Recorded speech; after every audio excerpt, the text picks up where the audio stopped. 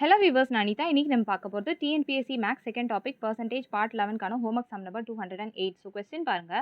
A man sells two wrist watches at rupees 594 each.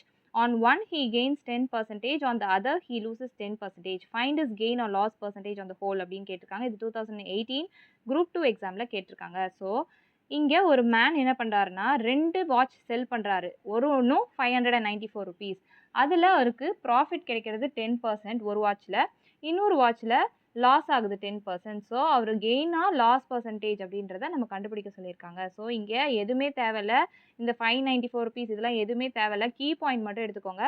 Gains 10%, loses 10% அப்படின்னு இருக்கு இல்லையா, இதுதான் கீ பாயிண்ட். ஸோ இந்த மாதிரி சம்ஸ் வந்தாலே நான் இப்போ சொல்கிற மெத்தடில் சால்வ் பண்ணுங்கள். இங்கே ஜென்ரல் ஃபார்ம் நான் எழுதுகிறேன். So plus r minus x plus r minus y plus r minus x into y by 100. So இங்கே கெயின்ஸ் 10% அப்படின்றதுனால நான் ப்ளஸ் 10 அப்படின்னு எழுதுகிறேன். நெக்ஸ்ட் லூசஸ் 10%ன்றதுனால நான் மைனஸ் 10 அப்படின்னு எழுதுகிறேன். ஸோ இந்த ரெண்டு சைனையும் மல்டிப்ளை பண்ணுங்கள். ப்ளஸ் இன்ட்டு மைனஸ்ன்றது மைனஸ், இதுவே சேம் சைனை மல்டிப்ளை பண்ணால் ப்ளஸ்ன்னு வரும். ஸோ அந்த மைனஸை நான் இங்கே எடுத்து எழுதிக்கிறேன்.